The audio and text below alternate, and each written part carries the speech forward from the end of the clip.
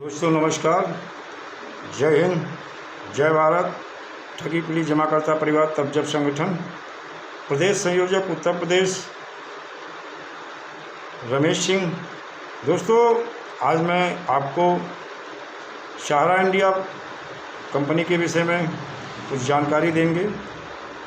कैसे महाठग सुब्रत राय हिंदुस्तान का सबसे बड़ा पूंजीपति बना और कैसे सीधे साधे भोले वाले लोगों को इसने टारगेट किया। अगर कहा जाए आर्थिक लूट का जो इतिहास रहा है इसका, और कैसे कैसे इसने लूट की है हिंदुस्तान में।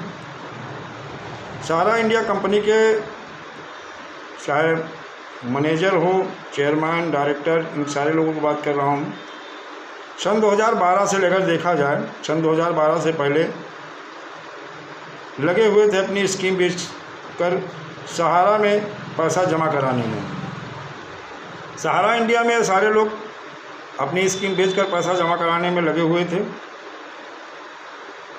फिर सहारा और अधिक ऊंचाई पर जाने के लिए आईपीओ में घुसने का प्लान बना लिया।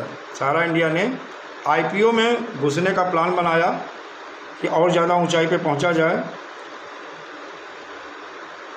सेबी ने सहारा की पूरी जानकारी जुटाई तथा उसके द्वारा किए गए सभी फ्रॉड सेबी के सामने आ गए, तो सेबी ने रियल एस्टेट व हाउसिंग को भी बंद करने का आदेश दे दिया।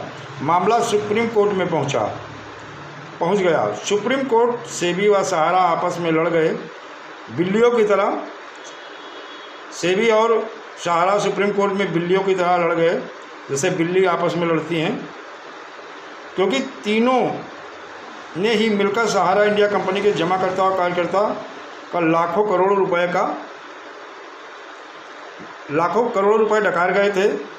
डकारना चाहते थे। सहारा ने भी नेताओं के साथ मिलकर उल्टी चाल चल दी कि रियल एस्टेट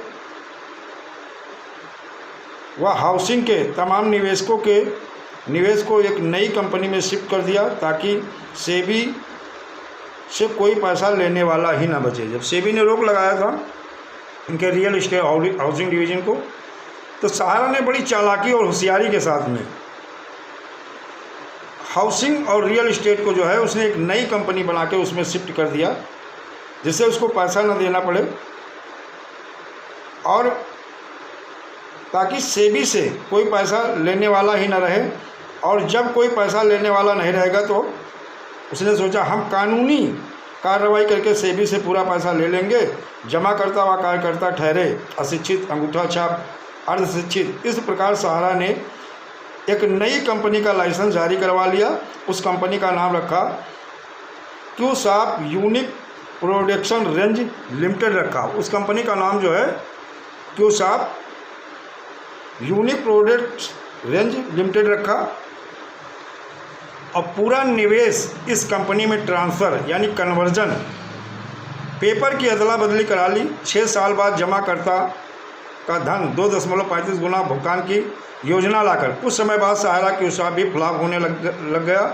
जमाकर्ता और कार्यकर्ता का पैसा हड़पने के लिए नेताओं और मंत्री सरकारी कर्मचारियों की मदद से दिवालिया घोषित करने का गुप्त षड्यंत्र रच डाला सहारा इंडिया ने। तो सहारा इंडिया कंपनी ने फिर से अपनी खुराफाती दिमाग, जो सहारा इंडिया के सुब्रत राय हैं, इनके डायरेक्टर हैं, चाहे ओपी श्रीवास्तव हो, इनका जो दिमाग है खुराफाती दिमाग लगाया और एक नई कंपनी का लाइसेंस ले लिया, सहारा क्रेडिट कोऑपरेटिव सोसाइटी लिमिटेड नाम से। फिर इसमें सहारा क्यूसाप में निवेश लोगों का पेपर बदलवा कर सहारा क्रेडिट कोऑपरेटिव सोसाइटी में शिफ्ट करवा लिया। अब सहारा क्रेडिट कोऑपरेटिव सोसाइटी में भी ठगी शुरू कर दी, तो कानून सेंट्रल रजिस्ट्रार कंपनी रजिस्ट्रार सहकारिता मंत्रालय ने इसको अपने दायरे में ले लिया। तो इसमें स्टार्स मल्टीपर्पज़ कोऑपरेटिव सोसाइटी नामक एक नई कंपनी का लाइसेंस ले लिया तथा सहारा क्रेडिट कोऑपरेटिव सोसाइटी में निवेशकों की जमा पूंजी शिफ्ट यानी री इन्वेस्टमेंट कन्वर्जन पेपर की अदला बदली करवाकर स्टार मल्टीपर्पज़ कोऑपरेटिव सोसाइटी में शिफ्ट करवा लिया। इस प्रकार 2012 से सहारा का कन्वर्जन री इन्वेस्टमेंट शिफ्ट पेपर की अदला बदली वाला काला धंधा खूब फला फूला 2012 से लेकर 2022 तक इसमें जमाकर्ताओं को भुगतान नहीं दिया, बल्कि पेपर की अदला बदली करवाकर फंड नहीं दिया। और फंड देने का जब नंबर आता था तो बताता था एम्बार्गो, यानी एम्बार्गो लगा हुआ है। माने एम्बार्गो लगा कर झांसा दे करके देश के जमाकर्ताओं को आर्थिक कैदी बना दिया इसने, सहारा ने, यानी बंदी और अपना गुलाम बना लिया एम्बार्गो लगा कर बता करके। इस प्रकार सहारा इंडिया ने आगे से आगे नई नई कंपनियों का लाइसेंस जारी करवाकर एक दशक तक 10 साल तक देखा जाए, 1 दशक तक ये यही काम करता रहा है। पेपर की अदला बदली, किसी भी पीड़ित जमाकर्ता का पैसा इसने नहीं दिया। देश के सभी जमाकर्ता और कार्यकर्ताओं को, सरकारी विभागों और नेताओं को भी बेवकूफ़ बनाता गया सहारा श्री सुब्रत राय बनाता गया। देश की 40 करोड़ जनता की मूर्खता के चलते सुब्रत राय ने एक बहुत बड़ा एम्पायर खड़ा कर लिया, क्योंकि देश की जनता को आदत थी एक दूसरे का पतन करो और सुब्रत राय को और अधिक अमीर बना दो। जनता आपस में लड़ते झगड़ते थे, कार्यकर्ता पर चढ़ते, गुस्सा करते थे। आसपास मौजूद जो अमीर हरामियों के इशारों पर कार्यकर्ताओं से आत्महत्या करवा देते थे, लेकिन सभी इकट्ठा होकर सुब्रत राय व तमाम मैनेजरों से भुगतान नहीं मांगते थे। सभी इकट्ठा होकर तमाम प्रकार की कानूनी कार्रवाई नहीं करते थे। सभी इकट्ठा होकर इसकी नई नई कंपनियों का विरोध नहीं करते थे, अपितु नई नई कंपनियों में निवेश करके अपना पैसा फंसा देते थे। भी फंस जाते थे, फिर मिचोटी अवध होने के बाद भी रोने लगते थे कि देश की जनता को याद आता था कि हमारे बच्चे की स्कूल की फीस जमा होगी, बीमारियों का इलाज कैसे होगा करवाएंगे, नए मकान का निर्माण कैसे करवाएंगे, पुराने भवनों की मरम्मत कैसे करवाएंगे, ज़रूरत के अनुसार वाहन कैसे खरीदेंगे, दुकानदार से सामान कैसे खरीदेंगे, पैसा कहाँ से लाएंगे, शादी विवाह का खर्चा कैसे उठाएंगे, अन्य ज़रूरतें पूरी कैसे करेंगे। लेकिन फिर भी देश की जनता को कोई फर्क नहीं पड़ता।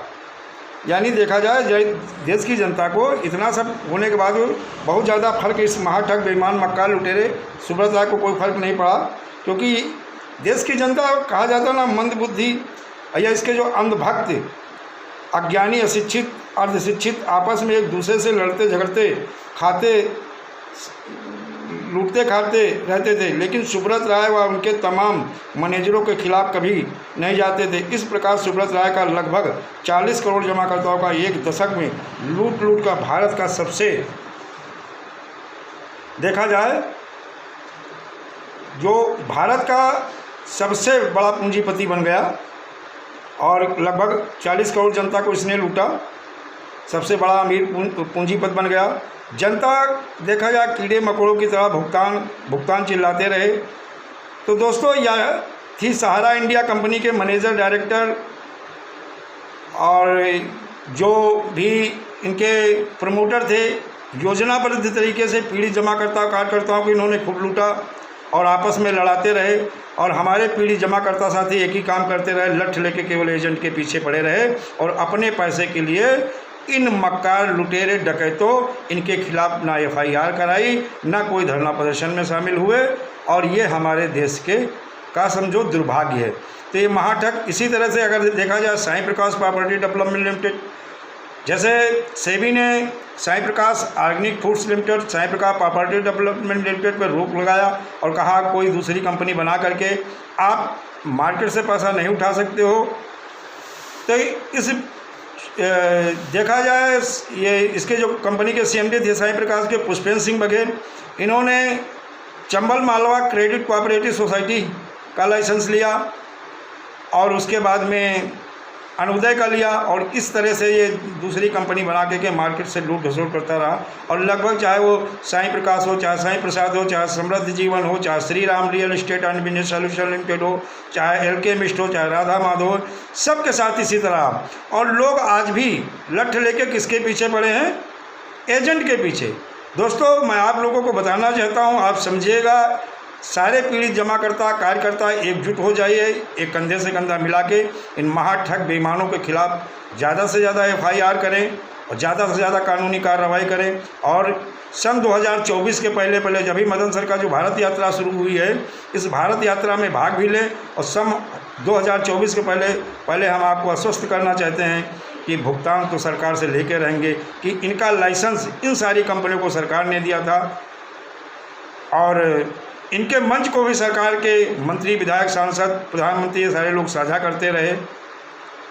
और इनका प्रचार प्रसार अगर देखा जाए, चाहे वो क्रिकेट के सितारे रहे हों, चाहे अभिनेत्री रही हों फिल्म की, चाहे कोई अभिनेता रहा हो, चाहे सांसद, विधायक, मंत्री, मुख्यमंत्री ये सारे रहे हों, इन सारे लोगों ने इन कंपनियों का प्रचार प्रसार किया है और इन्हीं सारे लोगों को देखकर पीड़ित जमाकर्ताओं ने इसमें पैसा जमा किया है और कार्यकर्ताओं ने इन कंपनियों में काम किया है।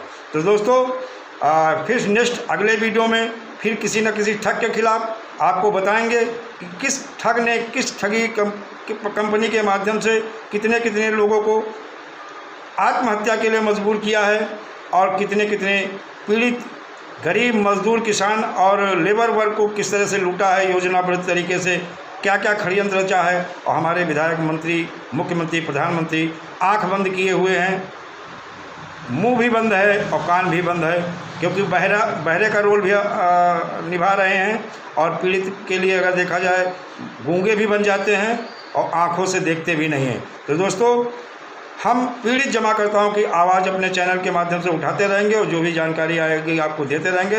दोस्तों जय हिंद, जय भारत, वंदे मातरम।